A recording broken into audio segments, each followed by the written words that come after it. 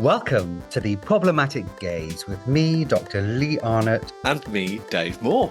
Each episode, we'll take a piece of pop culture from the last 60 years and examine it through the problematic lens. Is it problematic? If it is problematic, what does that say about society and culture then? And what does it say about society and culture now? And before we take a deep dive into our chosen topic, we'll look at the news events of the day. We'll look at what was in the TV landscape, and we'll also look at the charts.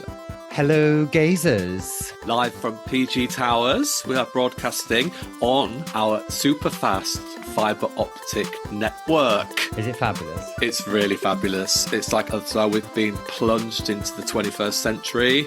Yeah, so if anyone doesn't know, we at Problematic Gaze Towers, PG Towers, were operating on around 1 megabytes per second. Guess how much we are now? After the engineer came round and fixed everything. You're literally speaking in tongues, so I've got no idea. So we were at about 1 to 2 megabytes per second. Now we're at 140 megabytes per second. It's like things happen before you even press the keypad. That's amazing. I'm quite interested in the real degeneration of quality in your video, though. So you can't have everything, can you? Well, that's your end, because you're looking fabulous at this end. You're positively glowing. As ever. Yeah. We've had another email, I understand, an international one. We have. We're so excited about our email. Yeah, we love just reading out our emails, don't we? Just to try and involve our listeners and to acknowledge that we do read the emails. This one is from Pierre. Pierre. In Paris. Although Pierre is originally from Cardiff, apparently, which kind of takes the Francasheen off it a bit. It does. I mean, I don't know if he was christened Pierre, but... Yeah, it's not a particularly Welsh name, so let's assume not. But Pierre is lovely. Pierre loves the podcast, loves listening to us when we've been on the champagne. I mean, likes a drunk boy, that Pierre, doesn't he? Yes, he says... Have you thought about doing a live show or maybe a live stream so that we can join in with a glass of something? Now, Pierre, all I will say to you is if you can show us how to do a live stream, then we may consider it. But also, we have got the Royal Albert Hall booked for next year. So keep an eye on that. I mean, the Royal Albert Hall pub in Hitchin seats about 20 people. I reckon we'll fill it, hopefully.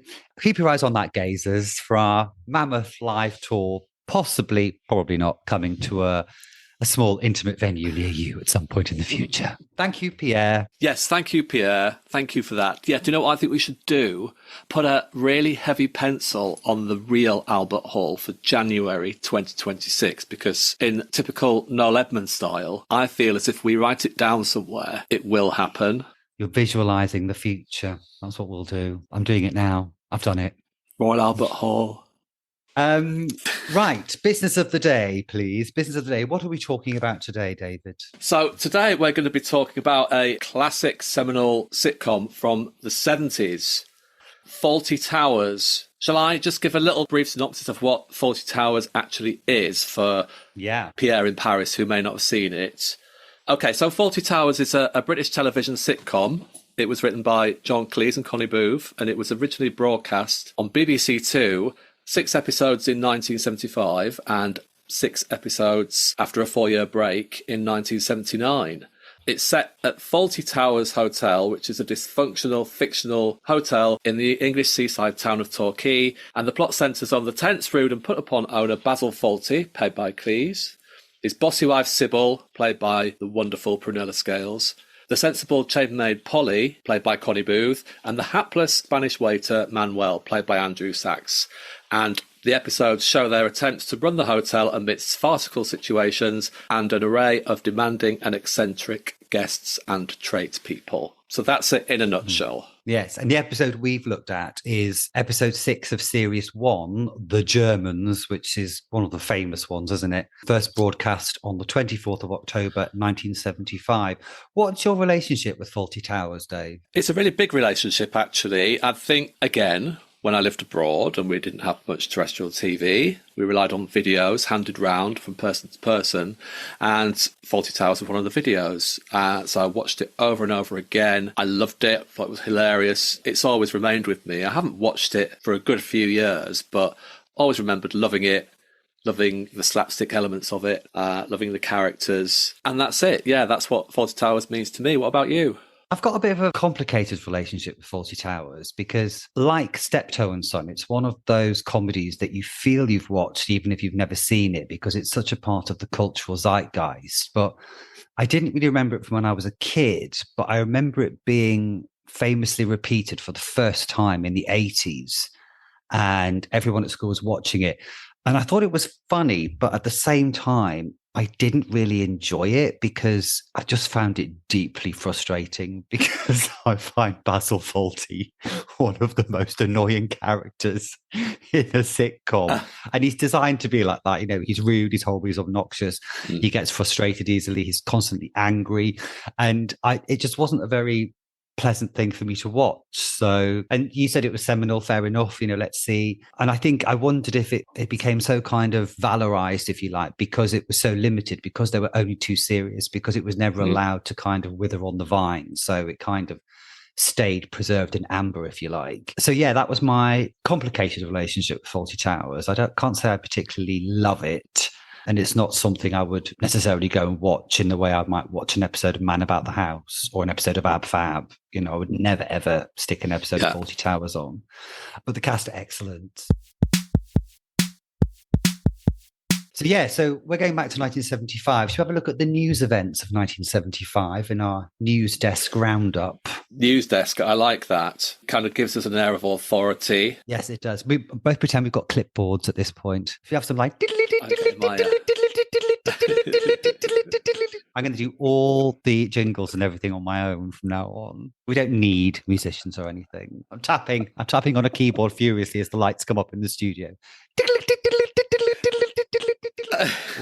I'll stand down the musical sting department then of PG Towers. Yeah, close that floor down. We don't need them. Dead to me. Okay, so what have you found? What are the primary news events of 1975? Well, the 11th of February, the day before my second birthday, Margaret Thatcher becomes the Conservative Party leader, the first female Conservative Party leader. She's 49 years old, had been the Education Secretary from 1970 to 1974, when she got the nickname Thatcher the Milk Snatcher after stopping the free milk going to schools. Do you remember? Did you get that? You got your free milk at break time, morning break time at school, in little mini glass bottles. I remember that vividly because Emma Riley threw up because she was lactose intolerant. I remember that. That wasn't a thing back then. Well, exactly. But poor girl, she didn't realise, constantly ill through her whole life. And do you remember when someone was sick at school, they used to put sand on it? Did they used to do that at your school? It was really weird. You knew someone had thrown up because there'd be like a patch of sand until the caretaker came and cleaned it up. Yeah, so obviously Thatcher is going to be, a hugely influential figure in British politics. Do you know what I'm struggling to kind of get over, really, is that in 1975, Thatcher was 49, which meant that, you know, in 4 years' time, she would be 53 before, when she became Prime Minister. Now, I'm 50 now. I can barely be bothered to get up some days and get in the shower. And this is literally only the start of her massive political career, so to speak. And apparently she was famous for not having that much sleep every night, wasn't she? Yeah, she's famous, used to get around 4 hours, which kind of explains a lot, I think, David. Yes. Maybe why she was so filled with hatred for the working people. Anyway, moving on, crashing on. There's a lot of quite hideous stuff again. There's the Moorgate tube crash in February. 43 people are killed at Moorgate Station in London on the Northern Line. The train failed to stop at the line's southern terminus and crashed into a wall. 43 people killed. The train crashing into a wall. That's amazing, isn't it? That's unbelievable. I mean, it's just like inconceivable these days. I hadn't realised how much actually the EEC and then the EU were so much part of the British conversation, from this point in time, because in 1975, we get a referendum on the 5th of June about whether to continue as a member of the EEC. We've only been in it for a year and a half. And already it's like, well, we don't like it. 67% of the population will vote in favour of continuing in the EEC, which will remain in place until 2016, when we lost 40 billion pounds a year lost in our economy. So well done. Well, it must have been a large part of the conversation here, because it's actually mentioned in this Fawlty Towers episode that we watched very, very briefly. But also in the news on the 25th of March, there was a large National Front rally held in London in protest against European integration. National Front are doing their thing. As we found in last week's episode, there'll be a bloody force for bad and continue to be so in various permutations to this day. The IRA campaign on the mainland continues as a bomb explodes in October outside Green Park Tube Station that kills 1 and injures 20 other people. And that was just rumbling on to now, by this stage, the British people's intake of news from Northern Ireland is being censored by the government. So we don't really get to the full picture of what's happening. And Lord Lucan, do you remember about Lord Lucan? What was his deal? Did he murder his nanny or his son's nanny or something? Yeah, that's right. He was a bit of a blackguard by all accounts. He was a gambler. He was in loads of debt. He was one member of the aristocracy, and he just disappears after his nanny's body is found. His son's nanny's body is found. In the 19th of June, a court in his absence finds him guilty of willful murder, and then he's just never heard of again, never seen again after the killing, and still remains a mystery. It's really interesting because, there's such media fascination about Lord Lucan, isn't there? Even now, you still get headlines about, new revelations or new information coming to light. And I think the British media, and by proxy, the British public to a certain extent, love it when there's a scandal in the upper classes, when it kind of reveals that actually they're just the same as us working people. They're just as fallible as us. They just have their weaknesses. The upper class sometimes come across as untouchable, rich, elite, have everything. So when we see a chink in their armour, in that sheen, it fascinates us, doesn't it? That's why I think to a certain extent, that everyone's obsessed with the royal family. It's not necessarily involved in the pageantry and the history of the royal family. It's about the weaknesses. Where are the weaknesses? Where are the weak spots? How can we prove that they're just like us? Well, the royal family's just a glorified soap opera, isn't it? Shall we have a look at the telly? Let's do it. 2nd of January, police drama series The Sweeney premieres on ITV with John Thorpe and Dennis Waterman. That was huge, wasn't it? Yeah, it was. Verity Lambert produced that. In March, BBC One begins showing the Hanna-Barbera cartoon series Hong Kong Phooey. Never been a Superfly. I loved Hong Kong Phooey. Oh my God. I just absolutely adored it. Oh, look, in April, Richard Bryce and Felicity Kendall star in the sitcom The Good Life, which makes its debut on BBC One. Yeah. As I was saying last week, the green movement by this point is starting to become a thing. Sustainability is becoming a thing. And The Good Life is kind of the vanguard of putting that into people's TVs and sitting rooms. It seemed to me The Good Life was, about kind of the green issues, but also about class as well. Oh, totally. Margot Ledbetter, Penelope Keith, who was gorgeous, and I wanted to be her so badly. I mean, we've talked before about how much class informs so much of our culture in this country. And I've actually been doing some research on how class identities changed between the 1940s and the 1990s this week. And what's interesting about this point is that the middle class has defined themselves by their culture and their appreciation of music and art and stuff. And that's what separated them from the working classes. But it was still seen as incredibly vulgar to talk about class at this point. Nobody did, whichever strata of society you were from. It was still... And for the middle classes, it was imperative that it was what you wore, how you spoke, what accent you had, what you read. That were your markers for your class, if you like. Terribly important. And Margot is just the absolute snob of this middle class life. It's the end of the world in April as well, because the apocalypse drama Survivors starts. What happens when there's a plague which wipes out the population?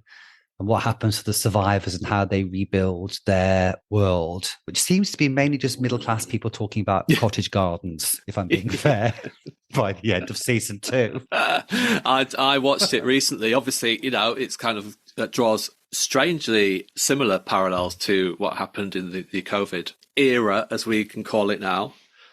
But I also remember watching it, and Peter Bowles was pitched as the big star of this show. He obviously had the highest status. He was the most well-known person. And what do? Kill him off in episode 1? which is a kind of a big shock tactic that's, employed. It's the same as in Psycho with Janet Leigh. She was the big star. Why did they kill her off in Act 1? It was really eye-opening about what can happen if a plague, COVID was, in all intents and purposes, not as severe as the virus that happened in Survivors. But it was really informative about telling you what could happen if this virus was an actual killer and it decimated, say, 90% of the population. What would happen to society? Kind of similar to Threads, really. If there was this existential threat that just threatened to end civilization, Survivors was a really good representation of shit, we're fucked, basically. But also how to grow broad beans successfully. So not all bad. Not all bad. Speaking of all bad, on the 31st of May, a long-running TV show will launch, hosted by one Jimmy Savile. Jim will fix it. And Jim did bloody indeed fix it. God. Kids' dreams come true every week in the studio, hosted by a vile paedophile who held sway over British TV and government for years. So 1975, we got that to thank for that. Did you ever write Jim will fix it? Of course I did. I wanted to be in Doctor Who. I wanted to meet Tegan, and I wanted to go inside a Dalek. Never got a reply. And there was a boy in school who did get a reply that was on his bedroom wall framed. Not one reply for me. Yeah, I knew he was a wrong un then. I know. I'm very bitter about the fact that I didn't get a reply, but in retrospect, probably good that I didn't have any involvement with the show. Really? I wrote in to ask if I could be thrown off a warship into the sea and winched up by an RAF helicopter. God knows why. What does that say about me? Yeah, anyway, I don't know. Anyway, let's gloss over Jim will fix it. One thing that's going to have a huge impact on me is in BBC Two in August, we'll launch a double bill of Saturday evening horror films called Midnight Movie Fantastic that is shown until 1983. And I think they were my first exposure to the horror genre. Oh. And they'd show all the old Universal classics, things like The Wolfman, Dracula, Frankenstein. That's why I first got my exposure to all of those classic films. And then all the pirate videos with me nana. Something I remember. Okay, so on the 25th of December, I don't remember it from 1975, obviously, because I was only one. But as part of Christmas Day highlights, BBC One screens the UK television premiere of the MGM fantasy musical Wizard of Oz, starring Judy Garland. Now, obviously, I didn't remember it from this year, but I do remember the Wizard of Oz being a staple of Christmas Day for quite a few years during my childhood. Do you? Yeah, every Christmas it was rolled out. It became one of those films that you'd see bits of without actually having to watch the whole thing, but having seen the whole thing through watching bits of it. I think every little gay boy wanted to be Dorothy. We're all friends of Dorothy, really, aren't we? We are. We all coveted those ruby red slippers, didn't we? We did. We have got a list of the top 20 TV shows of the year. And I thought there's a few interesting things there. The Royal Variety Performance was the highest rated show there. They were huge, weren't they? Invariably shit, but they were really massive. And Benny Hill is number 2. Miss World 1975 is the 4th highest rated show. I mean, our Carry On Girls episode talks about the Miss World phenomena. I mean, look, we could do shows of the problematic gays on number 2, Benny Hill, number 4, Miss World, number 5, Love Thy Neighbour, all kind of since being considered pretty problematic in their own rights, haven't they? Absolutely. The Generation Game, Dr. No. And this is the other thing about big Christmas movies. This was the first time Dr. No's been broadcast since it's been released. And Dr. No is the 7th highest rated TV broadcast in 1975. So it's huge. The idea of showing a Bond film on a Saturday night and millions of people watching it is from another age, isn't it? Yeah, totally. Yeah.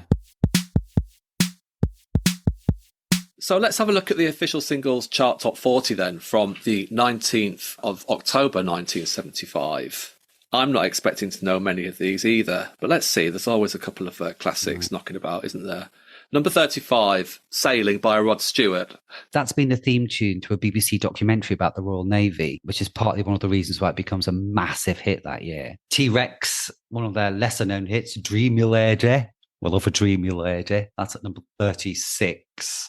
There's a little little cheeky UK disco song at number 27 called I'm on Fire by 5,000 Volts, which is a Stone Cold classic. I cannot lie. If you don't know it, you don't know it. No Woman, No Cry, Bob Marley, number 22.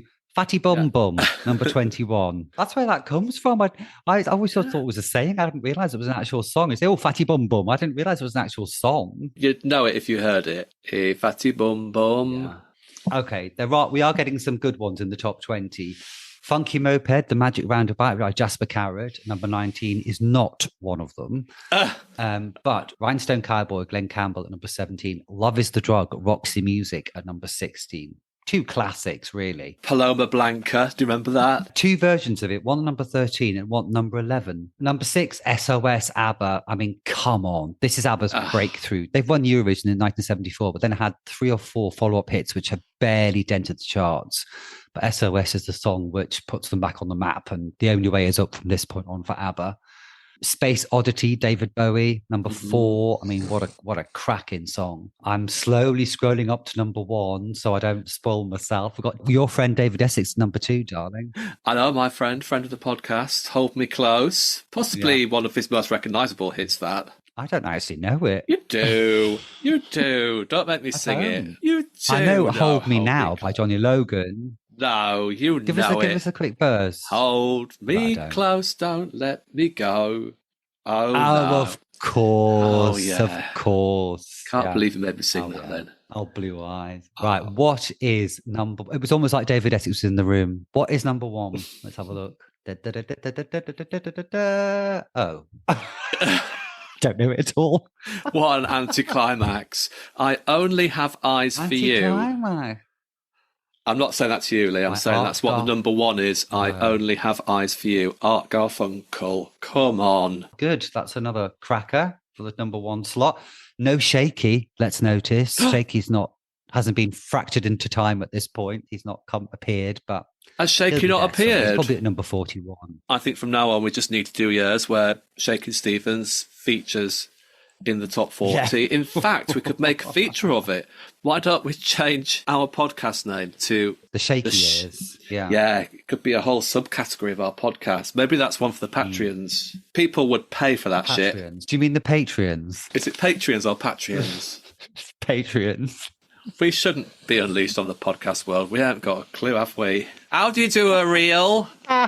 Hey, I tell you what, mate. Okay, to the matter in hand then. Lee, why don't you tell us what this episode is about? So, this is, as we know, the Germans from the 24th of October 1975. With Sybil in hospital having an ingrowing toenail removed, it's up to Basil to ensure that Fawlty Towers runs smoothly. At the hotel, an increasingly frustrated Basil is attempting to mount a moose's head on the wall in reception, but is repeatedly interrupted by Sybil calling him from the hospital to ensure he's done just that, and to make sure everything is ready for a planned fire drill. When the Major, a live-in guest, discovers there are German visitors coming, he's not happy.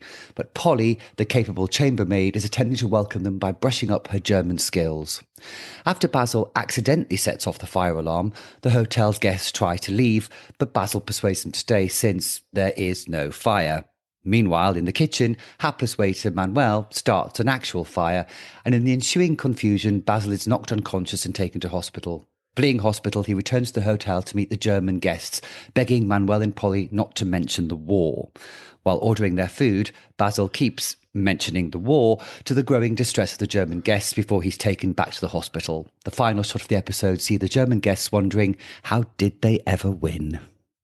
There we go. Fabulous. There we go. That was a great synopsis. So I think I want to start by saying how funny I found this episode. I thought the script was really tight, really well edited, and the elements of slapstick and farce in it were amazing. Apparently, from what I heard John Cleese saying, is that they edited it so tightly that the jokes just keep rolling and rolling and rolling. There's no flab, there's no excess. It's all just one beat after another, and in my opinion, they all hit. Yeah. It's great.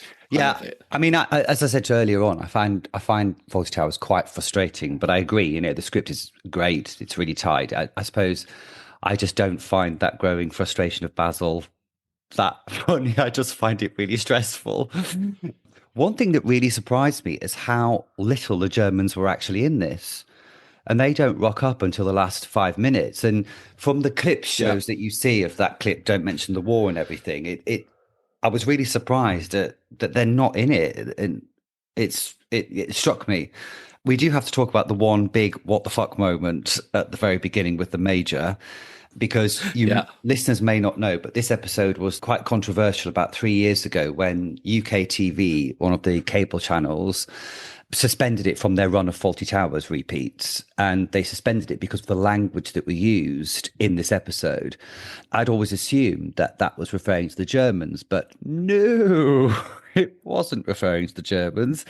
Very early on in an episode, the Major and Basil are just having a general chat about how they are and stuff. And the Major talks about a story of taking one of his old girlfriends to watch the cricket.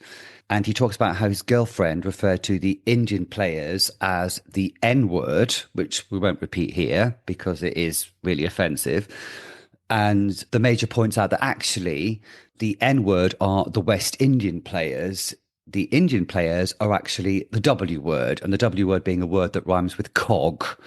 And it was like, whoa, Nelly, we are literally 5 minutes into this episode. And again, we're not judging the past because that's how the past was, but it is astonishing to us today that A, on public television at least, you're not allowed to say that stuff, rightly so. But B, the reaction of the studio audience, the reaction of the characters, it was just one of those things that's just, okay, this is a thing that happened. And that's the reason why this episode was controversial. So it's kind of grist to the mill of all those, oh, you can't say anything these days, can you, types. Well, actually, no, you can't, for good reason. You know, it's the same way as you understand they're talking about two puffs or two Nancy boys. You know, it's punching down at a group of people, isn't it? Yeah, absolutely. And, you know, in our Absolutely Fabulous episode a couple of weeks ago, you know, there were certain elements of colonialism, satirising old colonialists and colonialist attitude. And I felt like this was what was happening here as well. You know, John Cleese kind of parodying in the Major character, the character of the Major, the old guard that had absolutely no issue in using these words. But what I thought was interesting later on, Basil referred to the Major as a drunken old sod. It didn't feel to me as though Basil was agreeing with what the Major was saying and the language he was using. But also what I thought was really interesting was what we talked about before was the disconnect with what was actually being said, what was actually being sent up, as in old colonialists, and how the audience reacted to it. Yeah. And I mean, even in the heat of that moment, Basil, okay, he called him a drunken old sod later on, but in the heat of that moment, his character didn't react to it at all, you know, one way or another. You know, it was just kind of par for the course, which again is of the time. With that in mind, talking about, you know, the attitudes towards black people, there was a scene in the hospital where Basil encountered a black doctor. And in the initial meeting, Basil jumped back from the black doctor as if to say that this black doctor represented something to be scared of. Yeah, did you notice that? I noticed that as well. And I couldn't work out if that was just another just casual racism or it was just the fact that Basil was shocked because there was suddenly a doctor behind him. I'd like to err on the side of caution and say maybe it's because of that, but it did stick out as well with these reactions being the same. It had been a white doctor who had suddenly turned around and faced him, you know. Do you think this is John Cleese writing a character who is subconsciously racist? It's his way of saying these people exist. Or do you think it was a moment of comedy sent up as to make the black man a figure of fun or be the butt of the joke? I don't know, but I guess the end result is that the black man does become a figure of butt of a joke. I mean, one thing that really struck me, and we've talked a bit about this before, and obviously this episode ends up being about don't mention the war, how much the war still overhangs British culture, even to this day. You know, we're now in poppy season when we have to remember the soldiers from World War I and World War II and other conflicts. And the Major, obviously, is somebody who was clearly in the Second World War. And the Second World War is still very close. And it's almost like the British need to feel superior because of the war. They draw some kind of source of, we won the war, we didn't start the war. And, you know, when I was a kid, I remember singing that song about Hitler has only got one ball. The other was in the Albert Hall. That was when I was a Yeah. kid. I didn't know who Hitler was. Hmm. I didn't know, No. anything. But the songs we had, there were films about war all the time, and there is a school of historical thought that says as Britain, after the war is on its knees, after the Second World War, we're starting to lose empire. More and more countries are becoming independent. And Britain is very much losing its sense of identity and superiority. So to compensate, we perpetuate these war myths. The myth of the Blitz becomes grounded in our culture. The myth of the Blitz spirit. All of this to try and make ourselves feel better about what we've lost by reminding ourselves about what we won in inverted commas. And the war is really kind of present in this episode. Clearly, at the end, the last bit, don't mention the war. Whenever he starts mentioning the war is, Yeah. but it's so close at that point. It's only like 30 years earlier, which for now is the 90s, Yeah, I thought it was a really clever device that John Cleese and Connie Booth used to write this, in the fact that once Basil started to interact with the Germans, he was suffering from concussion by a falling moose's head, which was a very funny slapstick moment. So in Basil's interaction with the Germans, and it was kind of escalating as he was dropping kind of, anti-German language when they were ordering the dinner, including one moment of clever wordplay when he mentions Eva Prawn, which I thought was quite funny. So it was kind of using the concussion as an excuse for this kind of like digs at the Germans and, don't mention the war. And eventually it leads to him goose stepping around the room and increasingly upsetting the Germans. So I thought that was a clever device, as if to say he wouldn't be saying this if he was compos mentis, he was a normal kind of mental capacity. He had to be concussed to say this language. Yeah. I will point out that this episode was incredibly popular in Germany and remains so to this day. And like a lot of these British sitcoms, like Mind Your Language has a massive international following from all the countries we took the piss out of in that show. They find it hilarious. Yeah, hello, hello. That's one being one as well. Yeah, exactly. But yeah, the presence of war is really, really telling, I think, in this episode. Yeah, what I thought just on that moment with the Germans around the dinner table, one really hilarious moment that stuck to me was that Polly was witnessing Basil becoming increasingly erratic and increasingly upsetting them and trying to deviate the conversation away from talking about the war.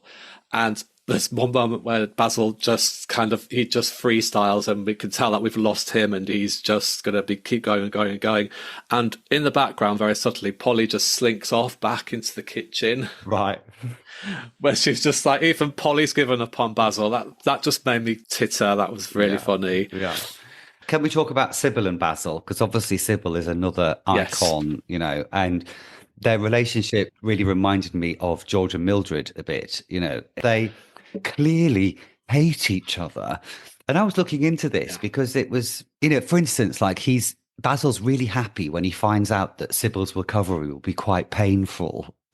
And so he's really happy with the thought of his wife being in pain. And later on, he says, I wish it was an ingrowing tongue, not an ingrowing toenail. He's just vile to her. And I was wondering about this because the Divorce Reform Act has come in, which makes it easier for couples to divorce. They can end marriages that have irretrievably broken down without having to prove a fault. The Matrimonial Causes Act comes in 1973, which says that marriage has to last 3 years before divorce can be granted. And throughout the 70s and 80s, marriage rates increased, but so did divorce rates. So, for example, 1975, there were 120,000 marriages and 9.6 divorces per 1,000 married population. Whereas in 1990, that figure has both increased to 148,000 marriages and 12 divorces per 1,000 population. So these characters could get divorced. I just find it interesting that their loathing for each other is so apparent. Well, we've talked about this before, haven't we? About sitcoms in general. A very familiar trope is two people stuck in a love-hate relationship that they can't get out of. Yeah. We looked at it in Steptoe and Son, to a certain extent, Absolutely Fabulous, where Patsy and Adina are trapped in this kind of emotional relationship that neither of them can pull away from. Men Behaving Badly, Two Men on the Sofa. So it is a George and Mildred. So it is a really, really familiar sitcom trope to find these two antagonists trapped together, which I thought was great. He's kind of in the initial scene in the hospital, really epitomised their relationship, didn't it? I just love the way that he was trying to get jobs done and she kept calling him and he was just getting increasingly irate. But he's just an interesting character because he can never admit he's wrong, can he? He's so vile to the nurse in the hospital. He just says, my God, you're ugly. You need a plastic surgeon, not a doctor. I mean, it was horrendous. And women have, according to Basil, when he's conversing with the major, women have no capacity for logical thought, apparently, and that their minds are like Swiss cheese, full of holes. And it was just like, wow, Basil, you're a real dinosaur. You're a piece of work, aren't you? Well, the thing about Basil, he's got a real problem. He can't handle authority from either women or men. And I think that the reason for that is he's been so emasculated by Sybil over the years that any kind of challenge to his masculinity, he just can't handle. Yeah. You know what I mean? So when this sister comes in and starts bossing him about, he immediately has an issue with it. In other episodes, we've seen, the American guy who comes in and asks for a Waldorf salad. He's always challenged by people who have higher status than him. Yeah. He's such a terrible snob, isn't he? Mm-hmm. Yeah. So again, it's about, you're talking about class before, just prior in this episode, about Margot Ledbetter and, The Good Life. There's still class underpins everything around this time. Yeah. And I mean, it's ironic that John Cleese is so tall because Basil is such a little man, isn't he? He's got little man syndrome, even though he's 6'5" or whatever he is. Yeah. There was one little thing that was, I thought was a nice little snapshot again of our culture. When at one point the moose's head falls on Manuel's head and Manuel's sitting on the floor and the major is talking to the moose, thinking he's talking to the moose, and Manuel's replying. And the major asks, is it Japanese? Which was just a little snapshot that the Japanese technology market had really started to corner the British market since the late 60s, and Japan was rapidly becoming the go-to for electronics and stuff, and had this real reputation for being, massively ahead of the curve, like the future was in Japan. And so the major's comment was, is it Japanese, would have really resonated with viewers who are now starting to see Japanese technology. And the British government's worried so much about the influence of Japan that in 1968, they start this Buy British campaign. And they have these Union Jack stickers that go on electrical goods, white goods. Obviously it doesn't work because Britain can't compete with Japan in electronics. But just there, we got a little, I know where that's coming from, why the major has said, is it Japanese technology? Just a tiny little thing I picked up on. Well, similarly, what we're talking about, the conversation of the day being dominated by the common market, there's a line that Basil says to the Germans about, we're all in the market together now, aren't we? So that was, again, referenced. Yeah. To that. There's some nice little things which just have their finger on the British pulse at the time. What do you think about Manuel? Discuss. Well, Manuel, again, for me, is just a comedy foreigner. And again, I think it all ties up, again, ideas of empire, end of empire and end of colonialism, that in order to assert feelings of superiority or make ourselves feel better, we have to laugh at the funny foreigner. It's that old joke about when we go to foreign countries, we just talk English very loudly and slowly at people and they will understand, So Manuel, you could say, well, here he is, a Spanish guy, trying his best with a really horrible boss, getting it right mostly, is being physically abused by his boss, but is a figure of fun. That foreign stereotype, it ain't our hot mum, mind your language. They're 10 a penny in sitcoms at the time because the foreigners were funny because we weren't feeling very good about ourselves. That's my hot take on Manuel. What's yours? Probably a little bit more surface. I just feel like Andrew Sachs, who plays him, is a master craftsman. He's just great in the role. I mean, I wonder if it would have been as funny if a Spanish person had taken the role. Perhaps something that wouldn't happen these days, but of its time, I just thought he was great. Yeah. I mean, all the cast are exceptional. There's not a dud performance in any of it. And as you say, the script is really tight. But yeah, that comedy trope, it's either a comedy foreigner or a comedy puff, isn't it? That's what the heterosexual white cast will use to make themselves look better. Their characters will make themselves look better or try to make themselves look better. Manuel never gets a retribution story. He never gets the upper hand in a way that Polly does. You know, Manuel is always the bottom of the ladder constantly. Okay, can we talk about the fashions of the day? Mm-hmm. It's a real shame this episode that Sybil is in the hospital bed, because Sybil is a fashion icon. You know, her hair, for starters, is like the Bride of Frankenstein. I remember one episode where she goes out to play golf and she just has this outfit that is just fantastic. But we're 1975, we've got flares so wide that you can hoist them aloft on a ship and sail away around the world on them. Lovely little... I love the fashions in Fawlty Towers. They are the gaudiest of gaudy 70s, mid-70s fashions, aren't they? Other thing, like An American Werewolf in London, this is a really interesting portrayal of the NHS, in that Sybil, like the character David in American Werewolf, has her own room. She's having a minor operation on the toenail, but she's got her own room for 4 days. Did the NHS actually exist like this at this time? Or is this a fantasy NHS that we just, gets put on there? And again, we've mentioned the Black Doctor, how multicultural the NHS was in 1975 as well. Yeah, I thought that was kind of interesting. So what's your take on this episode of Fawlty Towers then, having said all that? I felt, there were problematic elements in it, the racist language, maybe the attitudes towards the Germans, etc. Although I found the German part of it the least offensive out of all the problematic elements of it. Yeah. I think it's a bit misleading to call it the Germans. It should have been called Moose's Head. Yes. Or racist old bigot, or something like that instead. Yeah. But in general, I really enjoyed it. But I do recognise that watching it today, or watching it over the last couple of decades, this is, quite an outdated model for a sitcom. Yeah, it's problematic. And again, I just don't find that levels of increasing frustration and farce particularly funny. But I can see that it's really well crafted. It's beautifully acted. The script is really tight. It doesn't surprise me that this has become a bit of a cultural icon because of the German stuff, because of our relationship with the wars we've had in the past, and still a need to make ourselves feel good about those. So it doesn't surprise me that it's still held in really high regard. It's not the most enjoyable of the sitcoms we've watched in our podcast so far, I have to say. Do you know what I might buy you for Christmas? Fawlty Towers box set. No. A Moose's Head to put on your wall. And then keep ringing me up asking me if I've done it, because that would be hilarious.